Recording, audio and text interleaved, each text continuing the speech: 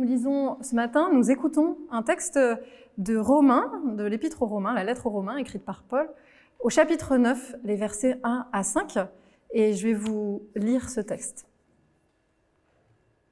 Je suis unie au Christ, donc je vais dire la vérité, je ne vais pas mentir, ma conscience est guidée par l'Esprit Saint. Ma conscience guidée par l'Esprit Saint me dit aussi que c'est vrai. Mon cœur est plein d'une grande tristesse et je souffre sans cesse. Oui, je souhaiterais moi-même être rejetée par Dieu et séparée du Christ pour mes frères et sœurs juifs. Ils sont du même peuple que moi, ce sont des Israélites. Dieu a fait d'eux ses enfants. Il leur a montré sa gloire, il a fait alliance avec eux. Il leur a donné la loi, le culte, les promesses et les ancêtres célèbres. C'est dans leur peuple que le Christ est né comme être humain, lui qui est Dieu, au-dessus de tout. Louange à lui pour toujours. Amen. Il m'est arrivé, dans plein de moments de ma vie, d'avoir une vie de prière qui me semblait absolument ennuyeuse, voire inutile. Je ne sais pas si ça vous est déjà arrivé à vous, mais il peut arriver à tout chrétien, à un moment de sa vie, de se dire vraiment ma prière me semble vaine, inutile, sans intérêt. Et même pour des gens qui n'ont pas encore commencé à prier, se dire simplement mais à quoi ça sert vraiment? Est-ce que ça sert vraiment à quelque chose de prier? Est-ce que la personne à qui je m'adresse existe vraiment? Qu'est-ce que c'est que cette histoire de prière? Et puis en plus, dans notre société, la prière, c'est vraiment quelque chose qui est tabou, privé, on a du mal à en parler. Et peut-être que vous vous dites, bah oui, mais moi j'ai une vie de prière très riche, et alors ce message ne s'adressera pas à moi, parce que j'ai pas besoin d'écouter ça. Et puis peut-être que si, peut-être qu'il y a des choses que vous pourrez apprendre à travers ce texte. C'est vrai, un certain nombre d'entre nous, en tout cas, même des gens qui prient avec tout leur cœur, expérimentent aussi des moments dans la vie où prier, où renouer un dialogue avec Dieu semble inutile, semble long, vain. Et on en vient même à douter qu'il faille vraiment prier. Finalement, est-ce qu'il y a vraiment quelqu'un qui répond à ces prières? Est-ce que ce n'est pas des circonstances qui m'amènent à croire que finalement quelqu'un répond à mes prières? Peut-être que si nos prières, notre vie de prière nous semble si vaine, si fade, eh bien c'est parce que nos prières sont pas vraiment des prières très intéressantes elles-mêmes. Peut-être qu'on prie un peu de manière sécurisée, de manière safe, pour le dire en langage actuel. Peut-être que nos prières, finalement, si elles nous semblent si ennuyeuses, c'est parce qu'elles expriment ce qu'on a au plus profond de nous, c'est-à-dire une envie de sécurité, une envie de confort, plutôt qu'un vrai dialogue avec Dieu. Alors on va prier, bah oui, je veux une vie facile. Je veux une vie facile, alors Dieu, donne-moi cette vie facile que je souhaite avoir. J'ai envie d'avoir de l'argent, alors Dieu, s'il te plaît, donne-moi assez d'argent pour finir le mois. J'ai envie, comme tout le monde, j'ai envie que ma famille aille bien. Alors Dieu, s'il te plaît, mets ma famille en sécurité. J'ai envie d'arriver sain et sauf sur le lieu de mes vacances, comme tout le monde. J'ai pas envie d'avoir d'accident de voiture. Alors Seigneur, protège notre trajet. Toutes ces prières-là, eh bien, elles sont pas inutiles forcément, mais elles expriment quelque chose qui a plutôt à voir avec notre désir de confort. Et le type de prière dont nous allons parler aujourd'hui, elle va à l'encontre de toutes ces habitudes de confort. Elle va à l'encontre même de la culture du confort. Elle va à l'encontre de tout ce que la culture actuelle nous programme, vous programme, me programme à vivre aujourd'hui. La culture du confort, c'est la culture du bien-être. Et cette culture, elle est tellement imprégnée en chacun d'entre nous, depuis notre naissance, elle est tellement imprégnée dans nos actes au quotidien que nous avons du mal à la remettre en cause parce que c'est tellement évident que tout le monde veut une vie safe, une vie confortable, une vie sécurisante. C'est tellement évident qu'on ne veut pas d'une vie avec des épreuves, que ce type de vie-là, celle qui est pas confortable, celle qui est aussi une vie de souffrance parfois, elle ne vaut pas la peine d'être vécue. Nous ne voulons pas de ça. C'est vraiment, vraiment profondément spirituel, cette question-là. Et notre prière, nos prières, révèlent notre vie spirituelle, révèlent notre état spirituel. Nous aimons le confort. Mais tous, nous adorons le confort. Nous aimons la chaleur. Moi, personnellement, j'aime quand il fait chaud. Je déteste avoir froid. Je déteste avoir froid, tout le monde le sait. J'aime le confort. Certains le savent déjà. Moi, je n'aime pas le camping. Je ne comprends même pas l'idée du camping. C'est même pas que j'aime pas ça, c'est que je comprends pas comment on va préférer dormir dehors, dans le froid, sous une tente, par terre, sur un matelas tout fin, plutôt que dans un bon lit douillet avec une bonne couette. Je ne comprends pas cette idée. Moi, j'aime le confort, j'aime ma douche le matin. Je n'aime pas avoir mal quelque part, j'aime pas avoir mal au dos ou au cou. Personne n'aime ça. J'aime pas avoir un rhume qui m'encombre le nez, ça me met de mauvaise humeur. Voilà, ça me met de mauvaise humeur. Parce que moi, ce que j'aime, c'est le confort. Mais vous voyez, le confort ne m'a jamais amené à me mettre en route pour changer le monde. Ma recherche de confort ne m'a jamais amené à me dire « je suis tellement bien là, sous ma couette, mais si j'allais maintenant me lever pour aller faire quelque chose pour les gens qui souffrent, dehors ». Ce que je fais, c'est que quand je veux du confort, ça m'appelle à vouloir toujours plus de confort. Quand je suis dans le luxe, je veux plus de luxe. Mais plus de luxe ne m'a jamais amené à me soucier des plus pauvres. Vouloir plus de luxe ne m'a jamais amené à penser à la personne qui dort dans la rue, ou alors si, avec culpabilité, mais pas à me mettre en route. J'aime pas l'épreuve, j'aime pas la peine, mais les jours sans épreuve et les jours sans peine ne m'ont jamais amené à ressembler toujours plus à celui que je suis, au Seigneur Jésus-Christ. Le confort, c'est vraiment une idole. C'est vraiment une idole, et nous sommes dans cette culture du confort, mais même pas à 100%, à 300%. À un point même que cette culture-là, cette culture populaire, elle a atteint le cœur de nos églises, le cœur de notre église. Cette culture, c'est la version de la foi en Christ qui nous appelle à faire appel à Dieu, toujours pour nous sentir mieux. Toutes nos prières vont viser à nous faire sentir mieux. À penser que vivre avec Christ, c'est vivre une vie où tout va se dérouler finalement sans problème, sans accroc, sans aucune difficulté. L'Esprit Saint, c'est celui à quel je vais faire appel parce que j'ai pas de problème. J'ai aucun problème. Et si je me casse le bras ou si je me fais mal dans ma journée, eh bien finalement je vais me dire bah non, mais j'étais pas avec Dieu à ce moment-là. L'Esprit Saint n'était pas là parce qu'il peut pas m'arriver quelque chose de mal si je suis avec le Seigneur. Et vivre avec Christ, finalement, ça reviendrait à, comme disent les jeunes, vivre notre meilleure vie. Mais moi, je vais vous dire, la prière que nous allons voir aujourd'hui, la prière que nous allons faire, ou la prière que je vous propose de faire, eh ben, c'est une prière qui va complètement à l'encontre de toute cette culture. C'est une prière qui va vous faire sortir de vos zones de confort.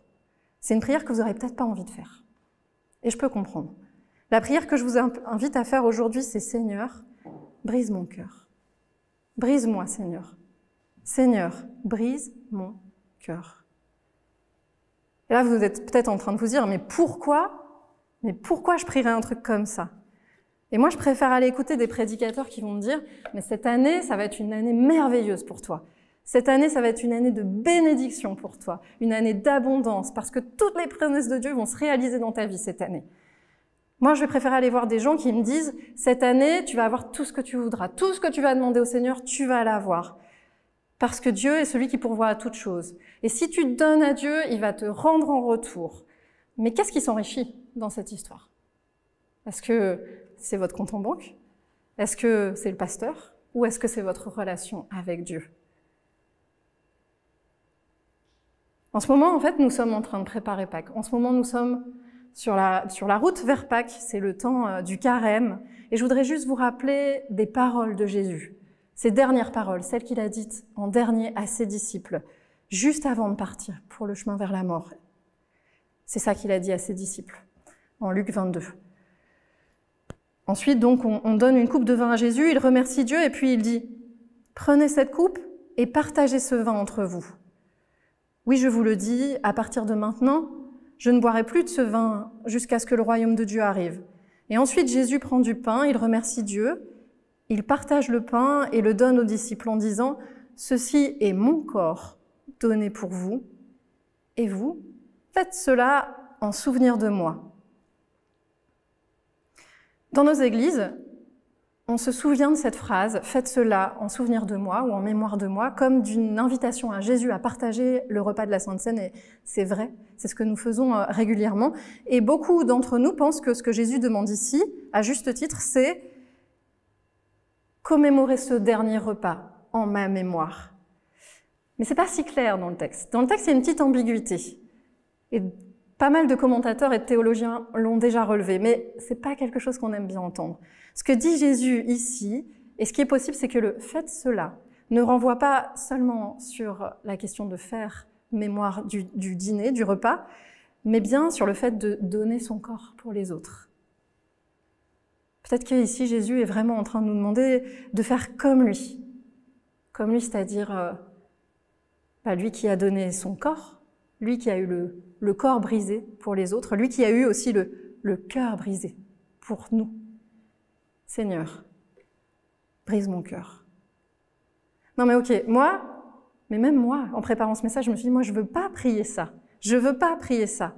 C'est trop dur en fait. Et je sais que certains ne le feront pas. Et je le comprends parce que cette prière, elle est un petit peu dangereuse. On le sent, il y a quelque chose de difficile dans cette prière. Et nous n'avons pas envie de prier ça parce que moi je ne sais pas ce qu'il va m'arriver si je demande au Seigneur de briser mon cœur. Et si je lui demande de briser ma vie et de briser mon cœur? Et si ma vie était réellement brisée? Et si il me demandait de perdre ce que j'avais de plus cher? C'est presque impossible de faire cette demande. Presque impossible. Brise mon cœur, Seigneur. D'un point de vue humain, c'est impossible. Mais si aussi les meilleures bénédictions du Seigneur viendraient des lieux où nous avons été le plus brisés. Et si l'une des meilleures bénédictions de Dieu pour nous, finalement, c'était d'être tellement brisés que nous serions rendus capables de vraiment donner notre vie aux autres. Et si la meilleure bénédiction possible de Dieu pour toi, c'était d'avoir le cœur tellement brisé par Dieu que tu serais rendu capable de t'émouvoir de ce qu'il aime lui. Il y a tellement de témoignages autour de nous, de personnes qui peuvent dire que la chose la plus difficile qu'ils ont vécue dans leur vie, celle à laquelle ils ne s'attendaient pas, le drame de leur vie, la plus grande épreuve, la perte d'un enfant, la perte d'un conjoint, celle à laquelle ils étaient le moins prêts, et aussi ce qui les a, paradoxalement, le plus rapprochés de Dieu. Et il ne s'agit pas de chercher la souffrance. Évidemment, on n'est pas là pour chercher la souffrance et demander au Seigneur « fais-moi souffrir ». C'est pas une prière doloriste. C'est simplement être prêt à dire « Seigneur, là où tu vas me briser le cœur, je veux que tu me rejoignes. Je veux que tu m'émeuves de ceux qui te touchent, Seigneur ». Il y a dans la Bible plusieurs exemples. Je vais vous en donner un premier. C'est Néhémie, le prophète Néhémie, au premier chapitre du livre du même nom. En ce temps-là, c'était environ au VIe siècle avant Jésus-Christ, le peuple d'Israël avait été dispersé. Et il y a un roi, Cyrus de Perse, le roi Cyrus, un petit peu d'histoire, qui confirme par un décret que les peuples qui avaient été dispersés, les peuples qui avaient été envoyés partout, peuvent désormais rentrer dans leur pays et reconstruire. Ils ont le droit de rentrer chez eux, de reconstruire leur ville, de se retrouver. Les exilés peuvent revenir en Palestine, enfin, et reconstruire la ville de Jérusalem et le temple. Et voilà le début du récit Néhémie. Au premier chapitre, les 4 premiers versets, je vous invite vraiment à le lire avec moi, en prenant en compte l'état spirituel de Néhémie à ce moment-là. La 20e année où Artaxerxès est roi de Perse, pendant le mois de Kislev, moi, Néhémie, j'habite dans la citadelle de Suse. Un de mes frères juifs, Anani, arrive de la province de Juda avec quelques hommes. Je leur pose des questions sur les Juifs restés en vie après la déportation et sur la ville de Jérusalem. Ils me répondent « Les anciens exilés habitent dans la province de Juda, mais ils vivent dans une grande misère et dans la honte. Il y a des trous dans le mur qui entourent Jérusalem et les portes de la ville ont été brûlées. »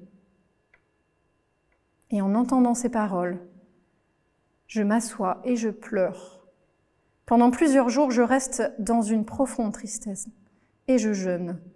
Je me mets à prier le Dieu qui est au ciel. On voit bien, Néhémie a eu le cœur brisé pour son peuple. Lui qui avait une vie confortable, là où il était, Néhémie avait une vie très confortable. Eh bien, il a choisi d'aller voir son roi qui lui dit « Mais Néhémie, t'as vraiment une triste mine, t'as vraiment pas l'air heureux, que se passe-t-il » Et Néhémie va expliquer sa tristesse à son roi et va demander de partir en Juda pour avoir le droit de reconstruire la ville et de rassembler son peuple. Et alors il se met en route. Néhémie décide de se mettre en route alors qu'il n'avait aucune compétence pour construire une ville. C'était pas un bâtisseur, c'était pas un leader. Mais Dieu a brisé son cœur pour une cause. Dieu a brisé son cœur pour son peuple et Néhémie a choisi de vivre une vie difficile, une vie qui n'était pas confortable, mais une vie pour Dieu, une vie qui a du sens. Quelque part, on peut dire que son cœur a été brisé, c'est vrai, mais de manière sainte, de manière divine. C'était pas casser le cœur de quelqu'un pour dire de casser et de détruire. Vous voyez, mais vraiment, casser le cœur, briser le cœur de Néhémie pour le rendre brûlant et le mettre en route. Et puis dans un autre exemple dans la Bible, un peu plus loin, au Nouveau Testament, dans le texte que nous avons écouté au début de la prédication, Paul nous confie quelque chose qui est hyper important pour lui, hyper important. Il souhaite que ses frères et sœurs juifs qui se sont éloignés de Dieu redeviennent des juifs de cœur, se rapprochent du Seigneur, reviennent au Seigneur, croient dans le Dieu vivant. Et il souffre, il le dit, je souffre de voir mes frères et sœurs qui se sont éloignés de Dieu. Je souffre de voir ces gens qui croient plus en leur rite qu'en Dieu, en la vie. Et Paul dit qu'il souffre parce que Dieu a brisé son cœur pour ce peuple. Il a brisé son cœur et Paul souffre, voit à chaque fois que quelqu'un se perd, il pleure. Et il dit, en gros, il dit Christ est tout pour moi. Christ est tout pour moi et Christ a brisé mon cœur pour une catégorie de personnes qui brisent aussi le cœur de Dieu. Paul se dit, je vais peut-être souffrir, je vais peut-être être incompris, il sait. Et ceux-là même pour qui mon cœur souffre vont peut-être même être ceux qui vont le plus me rejeter, ceux qui vont me faire du mal. Et nous savons à quel point Paul a été continuellement persécuté par ceux à qui il a annoncé l'Évangile. Mais Paul nous dit, je travaillerai à ce que Dieu a mis dans mon cœur parce que, pourquoi? Mais parce que je serais malheureux de vivre une vie sans Christ. Autrement dit, j'ai besoin de Christ pour me conduire dans une vie qui va pas seulement transformer mon état spirituel à moi, qui va pas seulement me concerner moi, mais une vie en Christ pour les autres. Une vie en Christ qui va briser mon cœur, que je vais suivre de tout mon cœur, de tout mon être. Moi, je sais pas ce qui peut briser votre cœur, je ne le sais pas. Peut-être ce qui va briser votre cœur, ça va être les voisins qui sont âgés en ce moment et qui vont avoir besoin que vous fassiez des courses pour eux.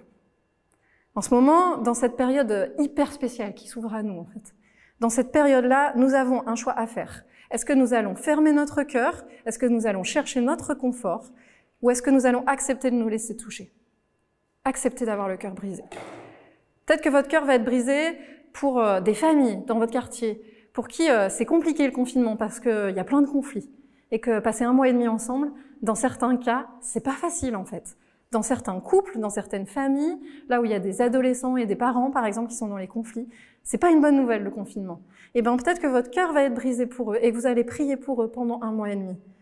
Peut-être que votre cœur va être touché par les personnes qui sont tout juste financièrement ou qui sont vraiment en marge et qui vont pas pouvoir faire des stocks de nourriture comme les autres. Peut-être que c'est ça qui va vous toucher, vous. Peut-être pas moi, mais peut-être vous, Dieu va vous briser le corps pour eux. Peut-être que ce seront des enfants dans votre quartier qui vont avoir besoin que vous les souteniez dans leur scolarité.